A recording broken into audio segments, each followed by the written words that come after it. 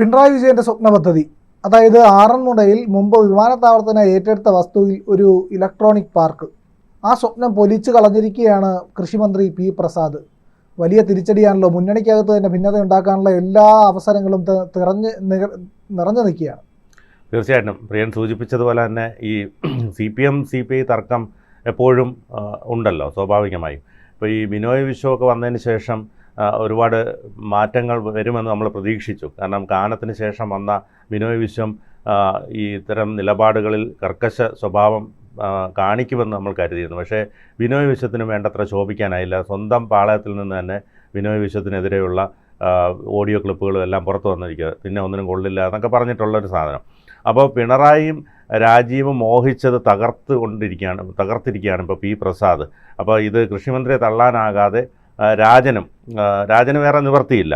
അതോടൊപ്പം തന്നെ ജില്ലാ സെക്രട്ടറി രാജു എബ്രഹാമിന് നോ പറഞ്ഞതോടുകൂടി ഇത് ആറന്മുളയിൽ ഈ KGSൻ്റെ മോഹം ഇപ്പോൾ നടക്കില്ല. ഇലക്ട്രോണിക്സ് പാർക്ക് വേണ്ടെന്ന തൽക്കാല തീരുമാനം. ഇതിപ്പോൾ ഇവരെ സംബന്ധിച്ചിടത്തോളം പിണറായി രാജീവൊക്കെ കുറേ മോഹിച്ചതാണ്, ഇതിനകത്ത് കുറേ കമ്മീഷനുമൊക്കെ അടിക്കാമെന്നൊക്കെ വിചാരിച്ചതാണ്. പക്ഷേ ഇതെല്ലാം ഇപ്പോൾ വെള്ളത്തിലായിരിക്കുന്ന ഒരവസ്ഥയാണ്. കാരണം ഇതിപ്പോൾ നിലവിൽ നിലമ്പൂർ തെരഞ്ഞെടുപ്പും തദ്ദേശ സ്വയംഭരണ തെരഞ്ഞെടുപ്പൊക്കെ വരുന്നതുകൊണ്ട് പരസ്യമായി ഒരു ഏറ്റുമുട്ടലില്ലെങ്കിലും ഇതെല്ലാം പിണറായി നോക്കി വെച്ചിട്ടുണ്ട്. സ്വാഭാവികമായും ഒരു പണി കൊടുക്കാനുള്ള സാധ്യത അധികം വൈകാതെ നമുക്ക് കാണാൻ കഴിയും. ഏതായാലും ആറന്മുളയിൽ KGSൻ്റെ മോഹം ഉടൻ നടക്കില്ല എന്നാണ് നമുക്കിപ്പോൾ മനസ്സിലാക്കാൻ കഴിയുന്നത്. കൃഷിമന്ത്രി പി പ്രസാദിൻ്റെ ഒരു ഉറച്ച നിലപാട് നമുക്ക് പലപ്പോഴും അറിയാം.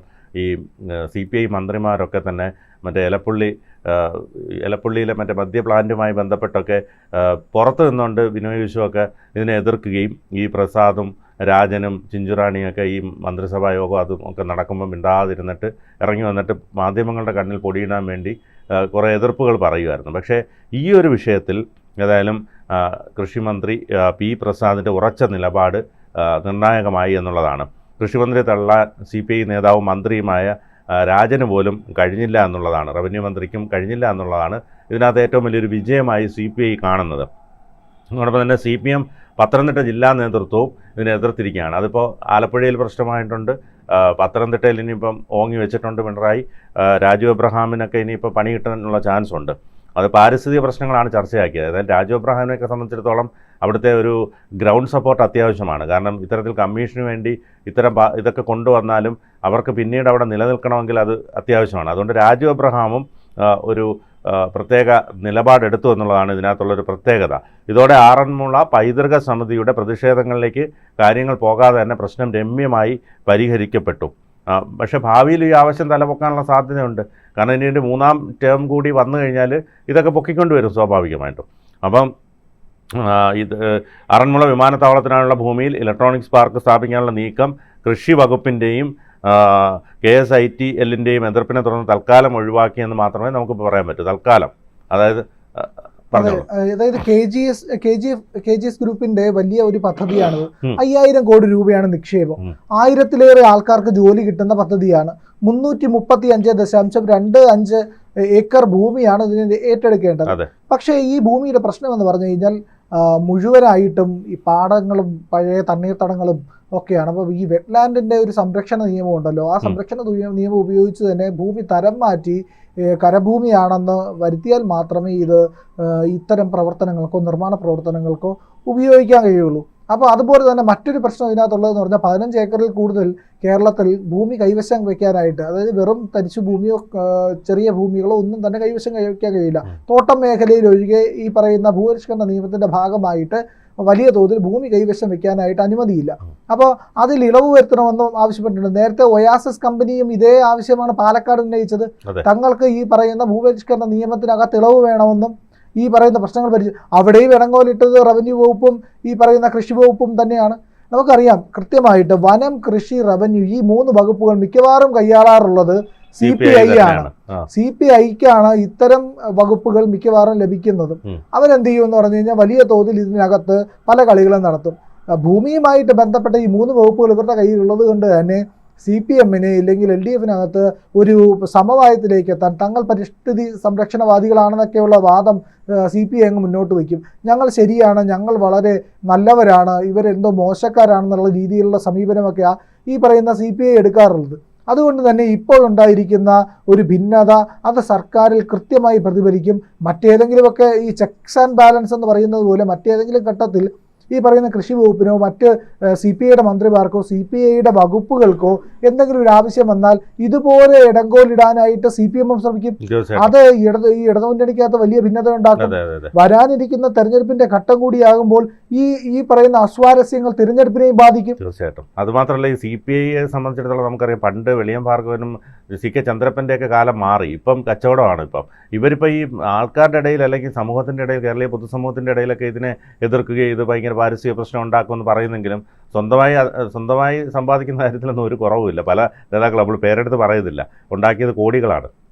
അതെ, ഈ പറയുന്ന ഇരട്ടത്താപ്പുകളുടെ കാര്യത്തിനകത്ത് CPIക്ക് വലിയ വ്യത്യാസമൊന്നുമില്ല. ഈ പറയുന്ന മൂന്നാറിൻ്റെ പ്രശ്നം, മൂന്നാർ കയ്യേറ്റത്തിൽ സ്വന്തം പാർട്ടി ഓഫീസിലേക്ക് വന്നപ്പോൾ എന്തായിരുന്നു നിലപാടെന്നുള്ളത് നമുക്ക് കൃത്യമായിട്ട് അറിയാം.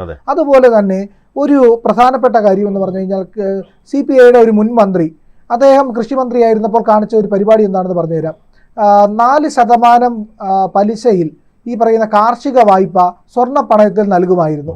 അതിന് വേറെ മറ്റുപാധികളൊന്നുമില്ലായിരുന്നു. ഈ മന്ത്രി വന്നതോടുകൂടി ആ 4% വായ്പ എന്നുള്ളത് വലിയ തോതിലേക്ക് മാറ്റി. അതായത് കൃഷി വായ്പ എടുക്കണമെങ്കിൽ സ്വർണം കൊടുത്ത് കൃഷി വായ്പ എടുക്കാൻ കഴിയില്ല എന്നും അതിന് കരം തീർത്ത രസീതടക്കം വേണമെന്നുള്ള ഉപാധി ഈ മന്ത്രി കൊണ്ടുവച്ചു.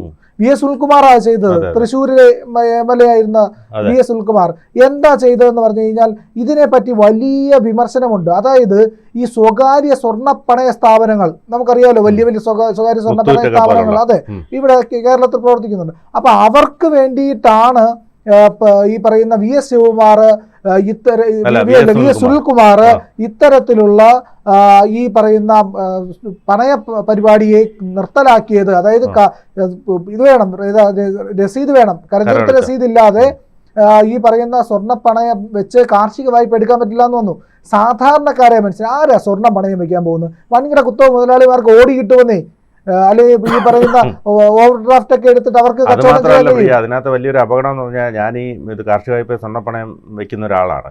അതിൽ ഇപ്പം നമുക്കൊരു 3 ലക്ഷം രൂപയ്ക്കൊക്കെ വെക്കണമെങ്കിൽ ഏകദേശം 1 ഏക്കറിനടുത്ത് ഭൂമി വേണം. 1 ഏക്കറിനടുത്ത് ഭൂമിയുള്ള ആരാ ഇവിടെ ഉള്ളത്? അവർക്ക് പണയം വെക്കേണ്ട ആവശ്യമില്ലല്ലോ. അപ്പോൾ സുനിൽകുമാർ ചെയ്തതെന്ന് പറഞ്ഞു കഴിഞ്ഞാൽ വൻകിടക്കാരെ സഹായിക്കുക എന്ന പരിപാടിയാണ് VS സുനിൽകുമാർ ചെയ്തിട്ടുള്ളത്. സാധാരണക്കാരൻ ഒന്നോ അരയോ പവൻ കൊണ്ടുപോയി പണയം വെച്ചിട്ട് അവൻ്റെ വീട്ടിലെ മക്കളുടെ വിദ്യാഭ്യാസം നടത്താൻ, മകളുടെ കല്യാണം നടത്താൻ, ഇല്ലെങ്കിൽ മറ്റെന്തെങ്കിലും ആവശ്യം നടത്താൻ, ചികിത്സാ കാര്യത്തിന് പോകാനൊക്കെ ആയിട്ട് ചെയ്തിരുന്ന ചെറിയ തോതിലുള്ള ഒരു സഹായത്തിനെ അപ്പാടെ ഇല്ലാതാക്കി കുത്തകകൾക്ക് മുന്നിൽ വലിയ കമ്മ്യൂണിസം പറയുന്ന ആളാണല്ലോ, പക്ഷെ കമ്മ്യൂണിസം അല്ല, ഇതൊരു നീച പ്രവൃത്തിയായിരുന്നു എന്നും അത് ഈ പറയുന്ന വലിയ കുത്തകകളായിട്ടുള്ള പണയ കമ്പനികൾക്ക് വേണ്ടിയിട്ടാണെന്നും സ്വർണ്ണ പണയ കമ്പനികൾക്ക് വേണ്ടിയിട്ടാണെന്നുള്ളത് ഇവിടെ സുവ്യക്തമാണ്. അതിനു വേണ്ടിയിട്ടാണ് കാർഷിക വായ്പ ഇല്ലാതാക്കിയത്.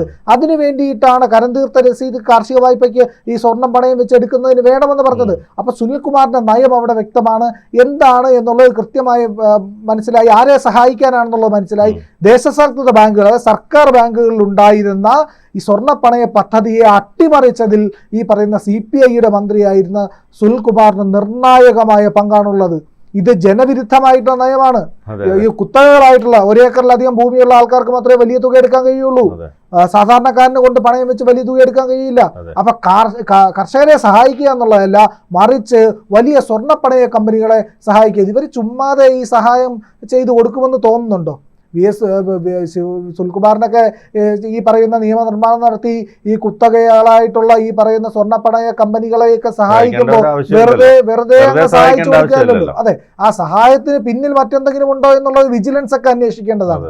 എത്ര രൂപയാണ് കൈപ്പറ്റിയെന്നൊക്കെ ഉള്ള കാര്യത്തിൽ വിജിലൻസ് അന്വേഷണം വരണം. ഈ പറയുന്ന ഇതിൽ എന്തെങ്കിലും ക്രമക്കേട് നടന്നിട്ടുണ്ടോ, മറ്റാർക്കെങ്കിലും വേണ്ടിയിട്ടാണോ കാര്യങ്ങൾ ഇത്തരം സംശയങ്ങളെല്ലാം ഉണ്ടല്ലോ, അതിൽ കൃത്യമായ അന്വേഷണം നടത്തേണ്ടതുണ്ട്. കൂടുതൽ വാർത്തകളും വിശേഷങ്ങളും നിങ്ങളിലേക്ക് എത്താൻ ABC മലയാളം സബ്സ്ക്രൈബ് ചെയ്യുക, ബെൽ ബട്ടണും അമർത്തുക.